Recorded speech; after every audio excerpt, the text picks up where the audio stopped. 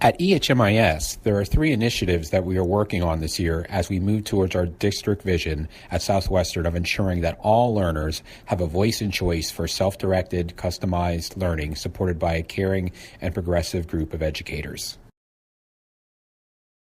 The first initiative I would like to highlight is the implementation of our one-to-one device program. Last year, during the 2014-15 school year, each learner in grades 7 and 8 received a laptop to support their learning.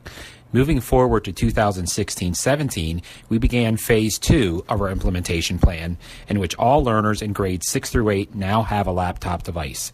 This provides opportunities for our learners to become increasingly independent and move at a more flexible pace, while also meeting them at their readiness. In addition, each learner will now has access to academic resources 24/7 and have the ability to create products that demonstrate learning which we could not even have imagined just a few years ago. The second initiative I would like to highlight is the implementation of our COLT advisory program. This year, each professional staff member, including our guidance counselors and school administrators, has been assigned a small group of 12 to 13 learners in which they will meet with approximately twice a month for about 40 minutes. Our plan is for our advisors going forward to loop with our learners and remain with their same groups throughout middle school. The goal of our advisory program is to provide a structure that ensures each learner has an adult advocate and to promote peer-to-peer relationships in addition to an overall school connectedness. There are several topics we will address with our learners, many which include some of the soft skills that lead to success, including goal setting, organization and time management, resiliency, effective communication skills, in addition to service learning and the meaning of doing well for your community. We believe that our advisory program will enhance our positive learning community, assist with our overall customized learning initiative, as well as make a school of 1,000 learners feel just a little bit smaller. The third and final initiative I would like to share is the goal that each staff member at Emory Markle will deliver at least 2 weeks of instruction in a customized learning format.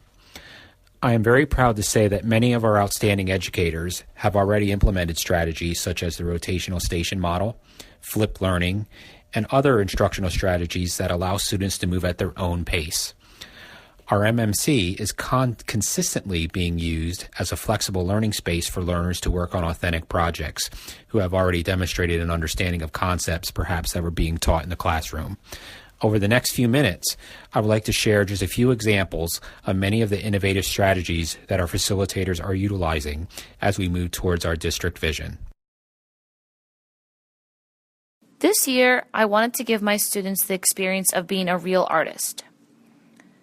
There's no artist in the world that is told what to do. If you think about it, artists have free choice and voice of everything they do, unless an artist is making a work for a specific gallery exhibition or a museum where there's certain requirements such as size or the subject matter or the medium that they can use. No artist is told what to do. So why should I tell my students what to do?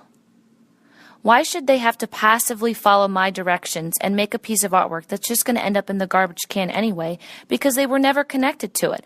I want them to have the opportunity to make something that's meaningful to them and something that they are proud of and that they want to take home with them because they are the artists, not me handing them the materials and handing them the subject matter and telling them exactly what to do.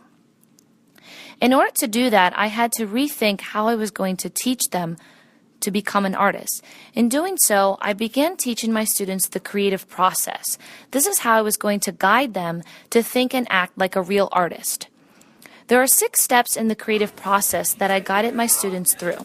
Step 1 is identify. Once they've identified it, then they move to step 2, which is called incubate. This is where learners will formulate ideas. It's where the brain is making connections between their life and the world around them. Then they're going to move on to step 3, called inspire. Here they're going to test the colors, the shapes, the sizes, and textures of what they're thinking about. Once they have their idea, they're going to move to step 4, called illuminate. This is when they develop their final sketch. This sketch will look pretty close to the final product. Once the sketch is developed, they're moving on to step 5, which is called implement. Implement is where they create their final work of art. It's where you execute your plan. And there's going to be times where things don't work out right. and your plan doesn't go as followed, and you rethink your plan again. You might have to draw out more sketches, you might have to test more materials, and then it's a continuous cycle until the artwork's complete. Then the students are going to move on to the last step called introspect. This is where the artist reflects on the process and writes a statement to explain the artwork. Why did they make it? What materials did they use? Were there any struggles that they faced along the way? So they're telling us in this statement how their ideas developed and where their inspiration came from. How is the piece meaningful to them? So my ultimate goal this year was to develop real artists. Real artists are creative thinkers. And I feel the majority of our learners today are spoon-fed everything. They're not given the opportunity to creatively think, to think outside the box, because they can get everything with the touch of a button. Think of all the technology that they have access to. So when do we truly ask them to think? The rotational model allows for unique ways to customize and personalize learning. Typically, 3 stations are set up in the classroom. The first station would be a teacher-led station, where students work in a small group with the teacher to introduce a new concept, review material they may be struggling with, or work on some other activity that needs teacher guidance. The second station, the individual station, is where students work individually, typically to learn a new concept. Usually this involves some sort of technology integration, where students may be watching a video or working on some other online activity, but could also be a traditional paper and pencil activity. In the third station, the collaborative station, students are working together to solve a problem. This may take the form of a performance task, some other activity, or a project that they need to design and work on.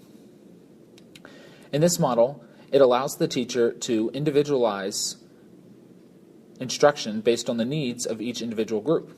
For example, a teacher may teach 3 different lessons to their individual group, depending on the needs of each student.